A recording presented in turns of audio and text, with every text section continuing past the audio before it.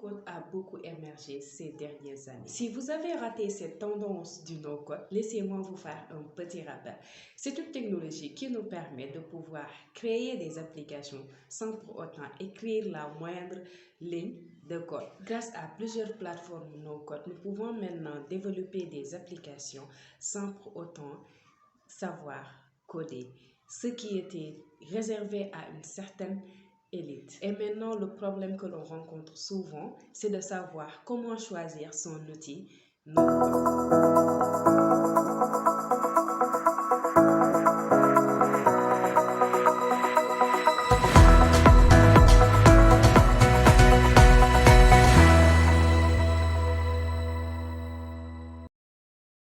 Voici 5 critères à considérer avant de choisir sa stack no-code. D'abord, il faut prendre en considération les fonctionnalités et les tarifs. Il se peut que plusieurs outils répondent à vos besoins avec leurs fonctionnalités. Mais si un outil coûte beaucoup plus cher que d'autres parce qu'il a d'autres fonctionnalités que vous n'avez pas besoin, il n'est pas justifié de payer un tel prix. Il faut donc analyser le ratio fonctionnalité par rapport au tarif et voir celui qui répond le plus à vos besoins avec un prix le plus économique possible. Le deuxième critère à prendre en compte est la longévité et les motivations du créateur. La création d'outils no-code est de plus en plus accessible. On y voit de grandes entreprises et des petits indépendants.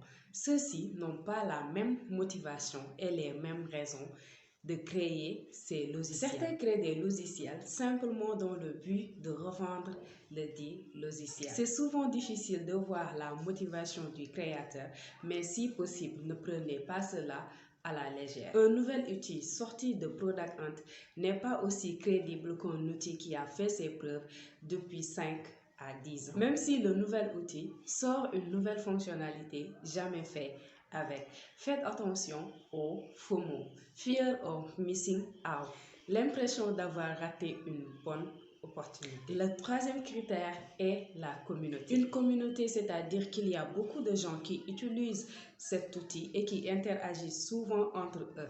Donc, n'hésitez pas à visiter les forums car souvent il y a des réponses à vos questions. Quatrième critère est la courbe d'apprentissage et la documentation. Une bonne documentation permet normalement d'apprendre rapidement un nouvel outil. Certains outils comme Bubble sont plus complexes que d'autres comme Glide. Considérez le temps pour apprendre un nouvel outil pour faire votre choix.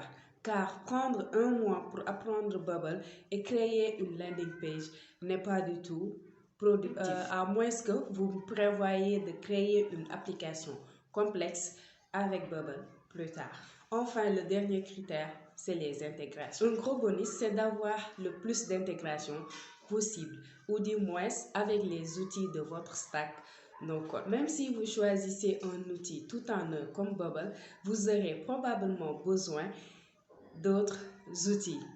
Par exemple, Stripe pour le paiement. En résumé, les 5 critères à considérer pour choisir sa stack no-code sont le rapport fonctionnalité-tarif pour être sûr de ne pas acheter plus que vous en avez besoin, la longévité et les motivations du créateur pour s'assurer que ce sera un outil pérenne que vous pourrez utiliser dans le temps, la communauté pour s'assurer qu'il y aura des personnes qui pourront vous aider à résoudre vos problèmes, éventuellement si vous en rencontrez au cours de votre utilisation, la courbe d'apprentissage et la documentation pour avoir un guide pour bien déployer cette application. Enfin, les intégrations qui vous permettront de lier cet outil à d'autres pour bien satisfaire vos besoins en termes d'application. Merci d'avoir regardé cette vidéo.